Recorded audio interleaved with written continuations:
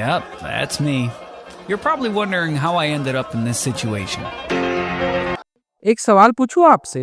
जब पूरी दुनिया इंडिया की तारीफ कर रही हो, जब ग्लोबल लीडर्स भारत की एआई प्रोग्रेस की बात कर रहे हो, तब अगर वहीं भारत हेडलाइन बन जाए शर्टलेस प्रोटेस्ट की वजह से, तो आपको कैसा लगेगा? ये सीन था भारत मंडपम के बाहर का। अंदर एआई समिट चल रहा है, फ्यूचर की बात हो रही है, इनोवेशन की बात हो रही है, टेक्नोलॉजी की बात हो रही है, और बाहर नारेबाजी, शर्ट उतार के प्रोटेस्ट, एंटी मोदी स्लोगन। और ये प्रोटेस्ट कर रहे थे इंडियन यूथ कांग्रेस के कुछ वर्कर्स। रिपोर्ट्स के मुताबिक प्लान था स्लोगन के साथ एंट्री करने का।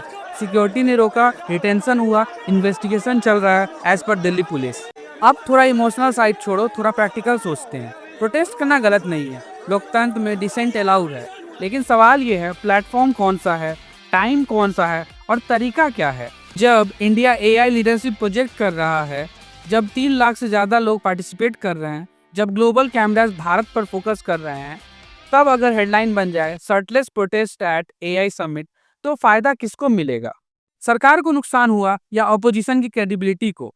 देखिए, ऑपोजिशन का रोल बहुत इंपॉर्टेंट होता है। स्ट्रांग डेमोक्रेसी के लिए स्ट्रांग ऑपोजिशन जरूरी है, लेकिन स्ट्रांग ऑपोजिशन का मतलब होता है पॉलिसी डिबेट करना, डाटा के साथ क्रिटिसिज्म करना, अल्टरनेट रोड मैप देना, विजन डॉक्यूमेंट। ये पहली बार नहीं है जब इमोशनल पॉलिटिक्स ने स्ट्रेटेजिक पॉलिटिक्स को रिप्लेस किया हो, और हर बार जब ऐसा होता है न्यूट्रल वोटर्स कंफ्यूज हो जाते हैं, वो साइलेंटली डिसीजन ले लेते हैं। सोचिए, एक साइड यूथ स्टार्टअप बिल्ड कर रहा है, हैकाथॉन्स अटेंड कर रहा है, एआई टूल्स डेवलप कर रहा है, दूसरी साइड यूथ प्रोटेस्ट में वायरल क्लिप बन रहा है। आप किस इमेज को फ्यूचर कहेंगे? डिसेंट होना चाहिए, बिल्कुल होना चाहिए, लेकिन डिग्निटी के साथ, स्ट्रेटजी के साथ, सब्सटेंस के साथ। क्योंकि देश की इमेज सिर्फ सरकार की नहीं होती, वो 140 करोड़ लोगों की होती है। और जब ग्लोबल स्टेज पर खड़े होते हैं, तब हर एक्शन मल्टीप्लाई होकर दिखता है।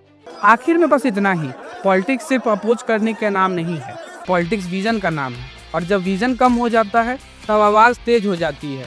लेकिन याद रखिए, हर लाउड प्रोटेस्ट रेवोल्यूशन नहीं होता, कभी कभी वो सिर्फ एक पॉलिटिकल सेल्फ गोल होता है।